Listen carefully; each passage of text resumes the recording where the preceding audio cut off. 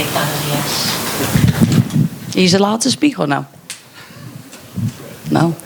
Okay. Hey Molly, over here. Hello, darling. How are you? I'm absolutely brilliant, thank you. How's fight week been for you so far? Do you know what? I'm not sure if you have felt the calm, but I feel like this is the calmest UFC I've probably ever been a part of. Like, the hotel's calm. There's not a lot of, there's no one here. We're just being able to relax.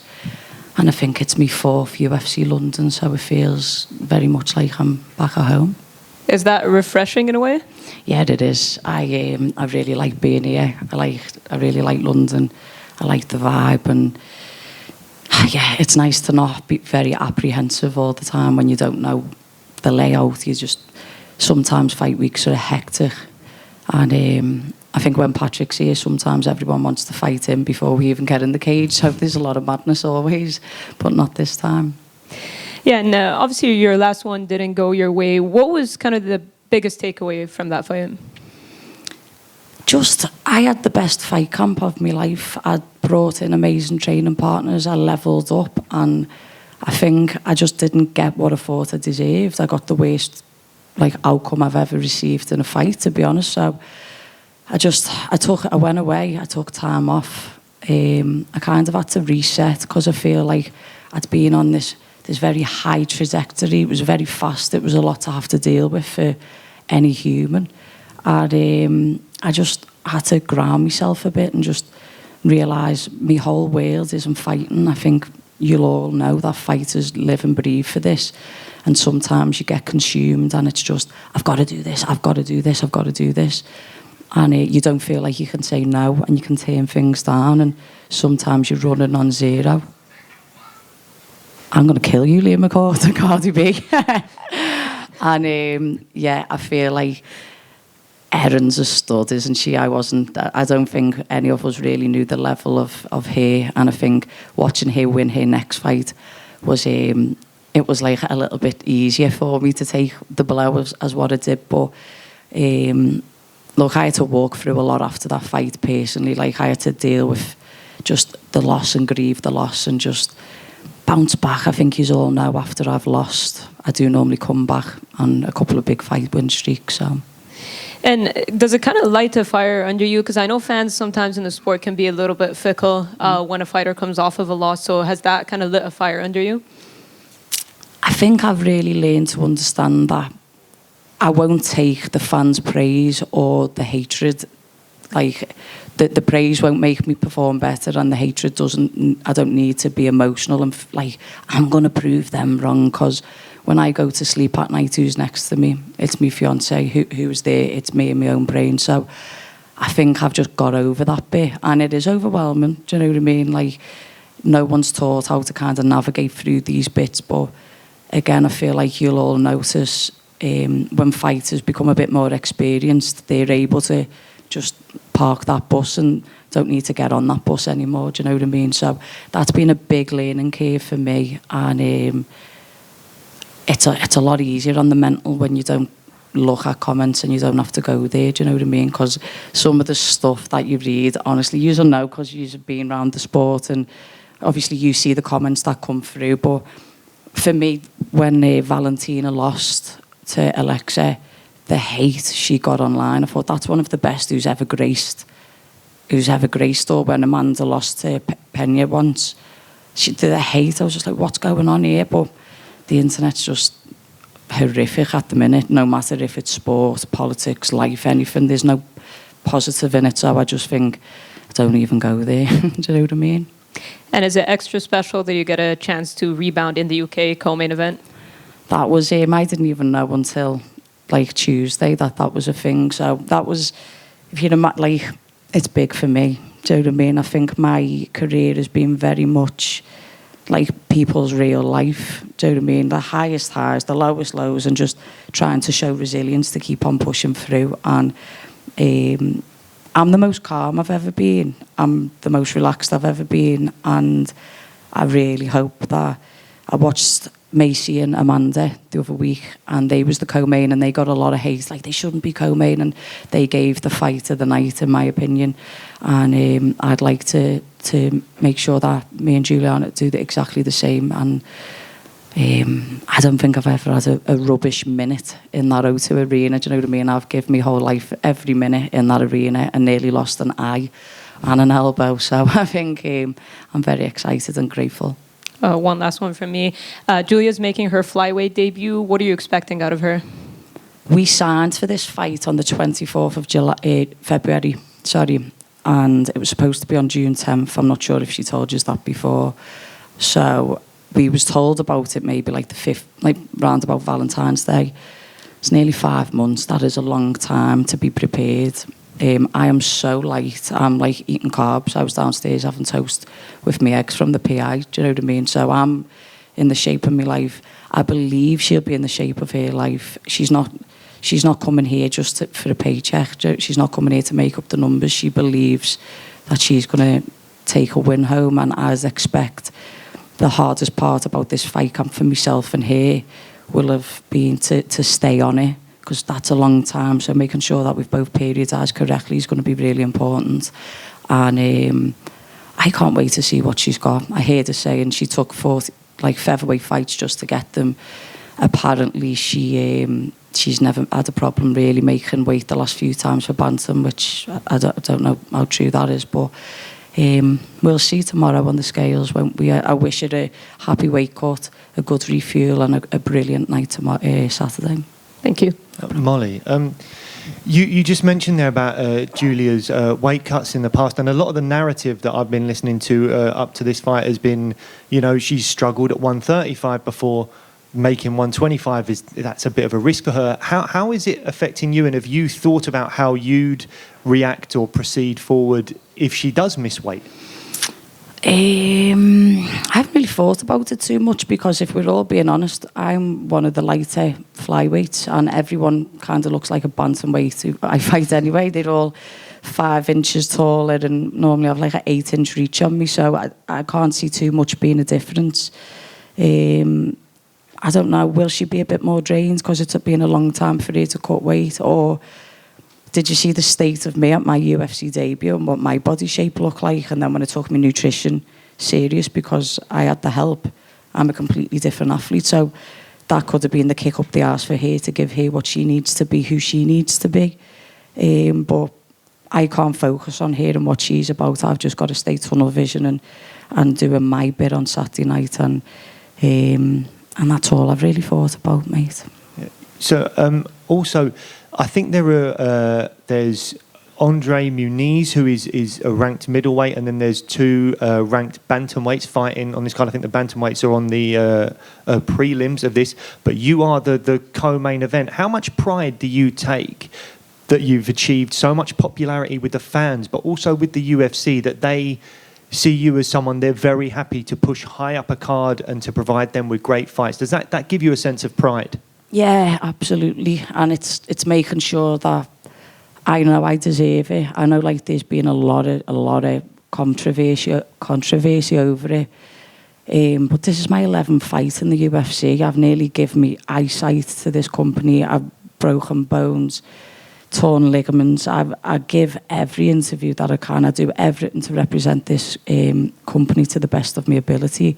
And I think it's about time. And I remember when I got the main card last March, Hunter, I sat next to him before Patrick walked out, and he went, "It was my decision to do this. I'm so made up." And then in the July fight, again, when I won, I sat next to him, and he was like, the crowd wasn't popping until you came out. Thank you very much. And I'm kind of kill or be killed, aren't I? Like, my fights aren't boring. I just try to be a fan favourite, and I think I will be that. I am that, and I'll show that on Saturday. And I haven't really thought about it too much, because I don't know, my last performance, I was living my dream, and I was thinking about too much about the dream. Do you know what I mean? And I've done the same at UFC Liverpool, thinking about too much. Oh, I've done it. I haven't got the win yet. So I'm as good as my last performance in the eyes of the public, and that was fucking pony. So best little meatball, throw some elbows on Saturday night. Looking forward to it. Best of luck. Thank you. Molly, over to your left. Hiya. Hey, just to circle back to something that you were talking about earlier, like that run you had in 21, 22, your career was going at like 100 miles an hour. Mm-hmm. and now you're saying how calm things are this week, and things maybe are slowing down a little bit. Is that also reflected in how you're seeing things as a fighter? Is the sport slowing down for you and obviously helping you as a result? Do you know what? After that fight, I took, like I said, I can't even come in the gym. Like, I was that sore. I took 2 months out, and I didn't know if I'm not going to do this if I don't believe that I can achieve something, because it's too hard. And I took 2 months out, and I've realised what's important to me, and it's my friends and my family, and my family really are my gym family. Do you know what I mean? They're there for me through everything. And I got engaged on New Year's Eve/New Year's Day. And then from that moment, me and Ellis bought a house, and then I got a business. And then I was training, obviously, all the way through. But I got asked to fight on UFC London in March. I said, I'm not ready. And I would have never have said that before. But I was just like, I just need to be Molly. I just need to not have to be like Meatball all the time and be like, yo, what's happening, people? Like, I need to live just for a minute. Do you know what I mean? Since I've been in front of you all, like, I'm 100 miles an hour. I give fucking every single piece of my energy to use and to the crowd and to the fans. And I just needed to live. And what I've realised is I've got my roots in my home. I've got a steady income in my business. I've got a steady income in my sponsorship and my company. And that settled me. And I think when your central nervous system's calm, you're not always on fight or flight. You're not always anxious. And you can't walk down streets sometimes where I live because people are just flocking to you. So it's quite hard, do you know what I mean? But like we say, at 11 fights in now, you're right, I can see clear vision what's being asked of me. I've got the coping tools and mechanisms to handle this and not exert too much and give you what you need, but still keep what I need. And I really, really believe that you can make more correct decisions when you're like that. Like, if you look at me last win, which was a year ago at UFC London, my eyes looked like a woman possessed walking to that cage. When I was in there, I was just dialed in, and I feel like I'm there again, but better, if you know what I mean.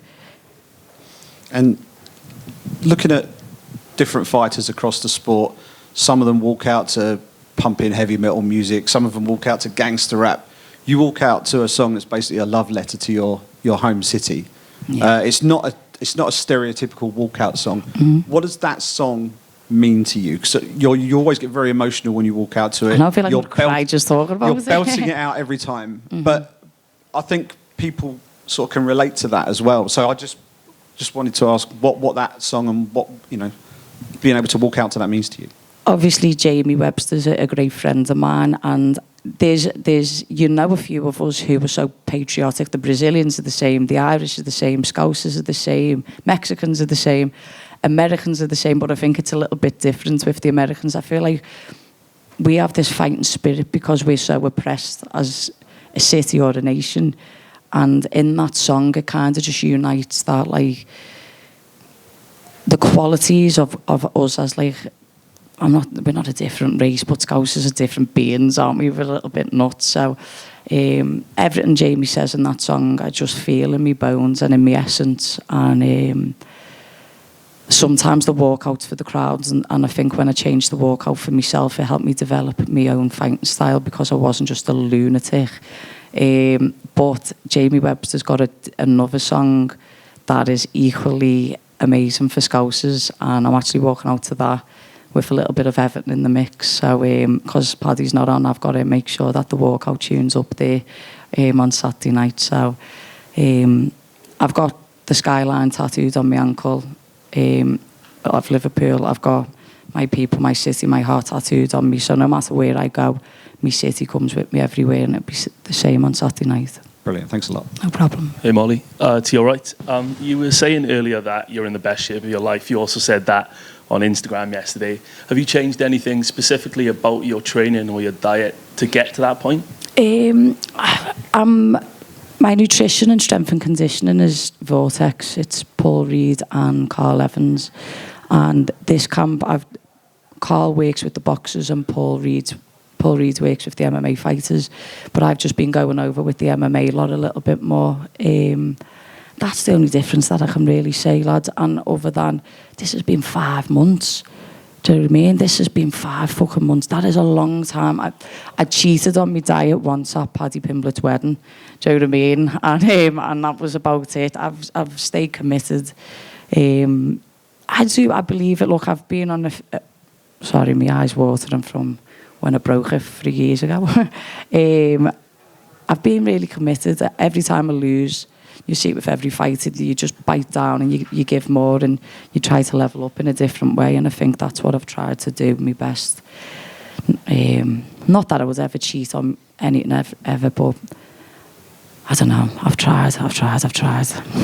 You mentioned as well that the internet is horrific when it comes to subjects like sport and politics. You've always been quite outspoken about your political views. I was wondering what your thoughts were on some of the current issues of the day, like the cost of living crisis, government plans to turn refugee boats around.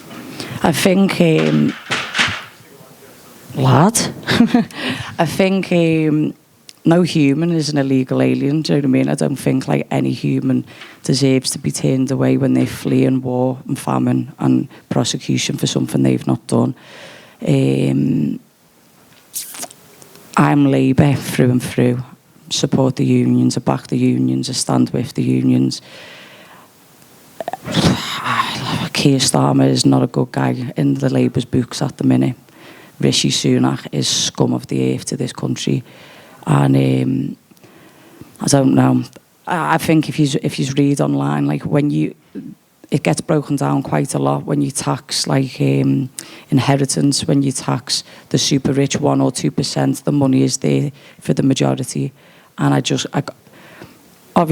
side more with socialism, and I know that doesn't make a country and an economy sometimes can't run off that, and the ideology is more better in principle than it is in reality.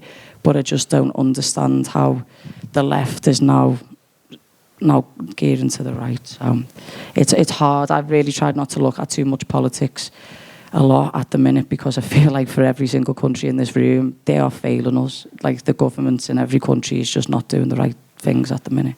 Thanks, Molly. All the best. No problem. I probably get more hate for that than any in this week, to be fair. Go on, lad. Yeah, I'm just asking about the mural that was unveiled a couple of months back from Paddy. Yeah. Your thoughts on it, and how did you go out your way to drive past it? The mural, I'm not sure if anyone's seen, it's a massive me and Paddy mural, and it's got my sports bras in blue and his gloves in red, and there's a wide road where if you go this way it takes you to Goodison Park. I'm doing really well to stay focused with whatever's going on back there. If you go to the left, you go to Goodison Park. If you go to the right, you go to Anfield. And me and Patrick have always tried to be the bridge of the gap for the Reds and the Blues. And every run I do on a Monday after I finish my session, I run round Goodison Park and I come back to the gym. So I probably see it at least once a week. But the likeliness is uncanny. My teeth just look exactly the same, like on the side of a house, which is hilarious. Big white things in your face. And it's a proud moment, you know. The guy who done it kind of said, we're going to put a quote on, I want to put Scousers don't get knocked out. I said, you do not put that. I said, because if that happened, well, it's happened, hasn't it? It's happened, so we don't want to just be made trolls of. But I said, it's our people, it's our city. It needs to say something about that, do you know what I mean? So it's like our city, our people, our heart. And if there's a few people who walk around that city who personify Scousers and put them first and foremost, and I definitely think we're two of them, so I was really proud of that.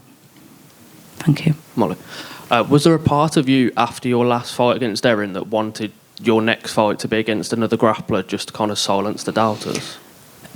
People have given me hell for this matchup, and what I'd like to say to you all is, have you ever seen me turn down a fight? I broke my eyeball, my eye socket, a couple of years ago. 9 weeks later, I was fighting. I was 3-1 underdog. Every single fight, I've never, stylistically, I don't get to choose. I don't say no. I give you the company gives to me. I say yes, thank you very much, and I try my absolute best. So some people can say whatever they want, but I'm just here trying to be the best me that I can be. And I never underestimated Erin Blanchfield. But she's just a killer, isn't she? She's going to absolutely, I think she'll be the the world champ for a very long time at whatever weight she wants to go at, to be honest with you, because she's just got the perfect style to kill everyone's style. But the fight before that, the girl was a grappler. All the fights before that, if you can't stand with me, like, people will just hold me and take me down anyway. So I don't feel like game plans really change for me. It's just normally length and reach. But I don't know, to knock another grappler out, or to maybe even submit one, I hope it wouldn't even matter, you know, actually, lad, because people would still say, she's a black belt, Hodja Gracie, and if I dismantled her, she'd then be like, oh, well, she was a bantamweight anyway, oh, well, she struggled with the weight cut, so it doesn't matter. Do you know what I mean? We could create a narrative any which way we want, but it doesn't really matter. No problem. Am I done? Oh, you've got a question? Yeah. Go on, mate. Yeah, you talked about like the city of Liverpool and the fans. They always seem to sort of fill up this arena and overtake the Londoners whenever sort of you guys are on the bill. Do you expect it to be the same again? I absolutely know it will. I sold a lot of tickets for the fight, a hell of a lot, and I know half of Dublin will be there supporting me. All the Scousers will be there for me and Shorter on Saturday night, and there'll be a sea of tricolour and a sea of, I still imagine there'll be Paddy the Baddy wigs and all the rest of it, so I absolutely cannot wait to hear that crowd. That's the thing that's been getting me through when the days are long and the sessions are hard, because I've had to train with big boys for this. Sometimes rewatching your walkout is a magical thing, and just to hear, do you know, when you're in a fight you don't actually take in the magnitude, but when I listened to my last two fights I was like, wow, that was like a lot of noise for me out there, and I can't wait for it, lad. Thank you very much. Thanks for your time, peeps.